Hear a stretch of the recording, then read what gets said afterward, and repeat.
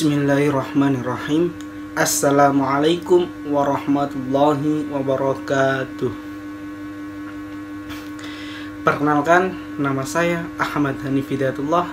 NIM saya 210103110121 dari kelas PKMID. Di sini saya akan menjelaskan bagaimana cara menulis dan cara membaca puisi dengan benar. Pertama-tama, pengertian dari puisi.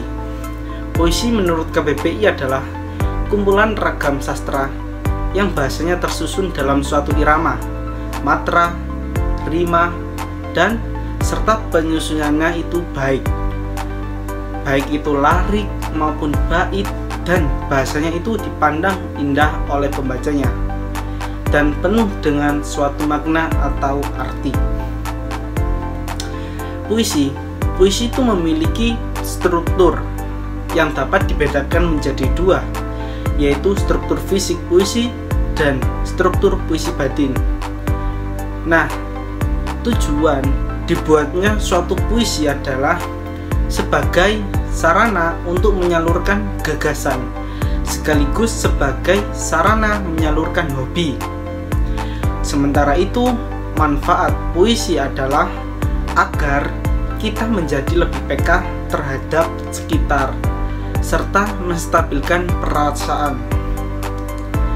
Untuk langkah-langkah dalam menulis puisi, atau yang disebut dengan cara-cara menulis puisi dengan baik, yaitu kita harus bisa menentukan tema atau judul puisi.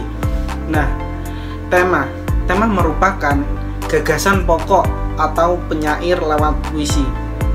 Nah, gagasan pokok inilah yang kemudian akan berkembang melalui penjelasan dan hubungan setiap kata dalam puisi tersebut.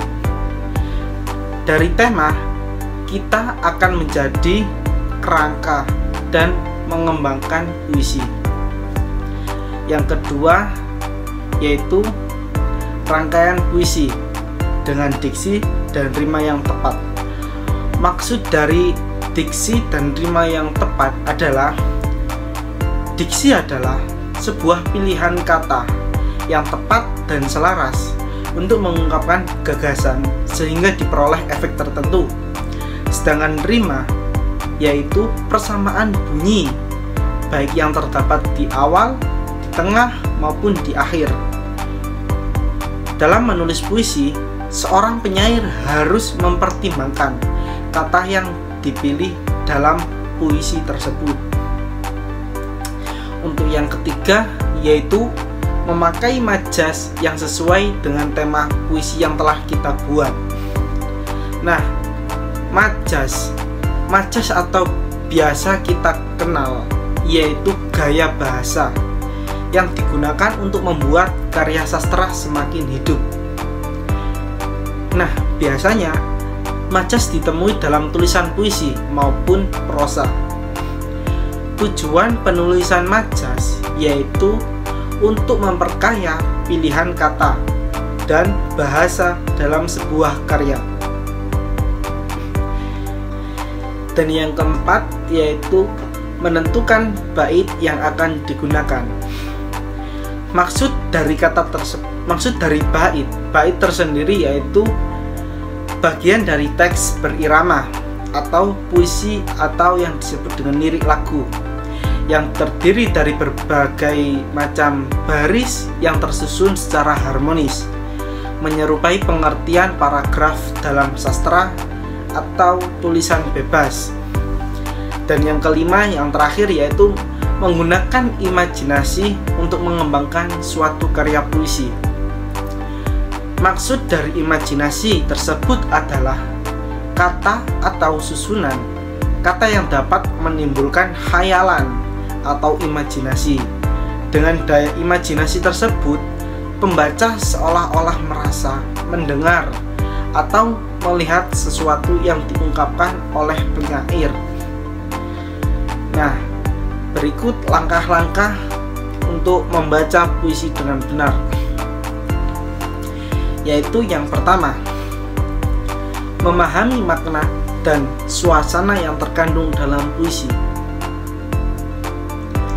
Apa sih yang dimaksud dengan makna dan suasana yang terkandung dalam puisi?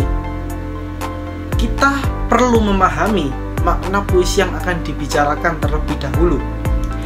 Jika kita membacakan tanpa tahu maknanya, kita akan sulit untuk menyalurkan sebuah perasaan yang terkandung dalam puisi tersebut dengan tepat. Jika sudah begitu, puisi akan terasa hambar dan pesannya akan kurang tersampaikan kepada para pendengar. Maka untuk itu, pertama-tama kita perlu memahami makna dan suasana dalam puisi yang akan kita bacakan terlebih dahulu. Memahami makna dan suasana dalam puisi akan membantu kita menentukan intonasi tekanan, penjedaan, mimik, dan gestur untuk pembacaan puisi kita nanti. Yang kedua yaitu pelafalan yang baik. Maksud dari pelafalan yang baik yaitu pelafalan yang dihasilkan dari bentuk bibir yang tepat ketika mengucapkan. Nah, kita bisa berlatih untuk mendapatkan pelafalan yang tepat. Yang ketiga yaitu gunakan intonasi yang tepat. Maksud dari gunakan intonasi yang tepat adalah intonasi sendiri itu merupakan perubahan nada ketika berbicara. Lebih tepatnya, intonasi adalah penyajian tinggi atau rendahnya nada atau irama dalam suatu kalimat. Nah, di dalam pembacaan puisi, tinggi rendahnya nada atau irama itu penting. Intonasi yang tepat berperan dalam penyampaian perasaan dan maksud yang terdapat dalam puisi kepada para pendengar. Untuk yang ketiga, yaitu penekanan pada kata-kata dalam puisi. Maksud di sini yaitu tekanan. Tekanan merupakan keras atau lembutnya pengucapan bunyi. Ketika membacakan puisi, penting untuk memberikan penekanan yang tepat. Penekanan diberikan pada kata-kata yang ingin ditegaskan atau dianggap penting. Untuk yang keempat, yaitu menentukan penjedaan dengan tepat. Sebelum membaca puisi, kita bisa memberikan tanda jeda terlebih dahulu pada naskah puisinya. Agar kenapa? Agar lebih indah dan lebih tepat. Tanda jeda dalam kegiatan membaca puisi ada 3 macam, yaitu garis 1 miring. Garis miring 1 merupakan tanda untuk berhenti sejenak. Biasanya tanda ini diberikan di tengah baris atau ada tanda koma. Yang kedua yaitu 2 garis miring atau garis miring 2, merupakan suatu tanda untuk berhenti agak lama. Nah, biasanya tanda ini diberikan ketika ada tanda koma di akhir baris atau waktu ganti baris. Dan yang ketiga yaitu 3 garis miring atau garis miring 3, merupakan tanda untuk berhenti lama sangat sekali. Biasanya tanda ini diberikan di akhir baris terakhir atau akhir dari puisi tersebut. Yang kelima, gunakan mimik yang sesuai. Mimik merupakan ekspresi atau raut wajah yang sesuai dengan emosi yang terkandung dalam puisi yang dibicarakan. Biasanya, mimik menjadi salah satu tolak ukur apakah sang pembaca puisi menghayati puisinya atau tidak.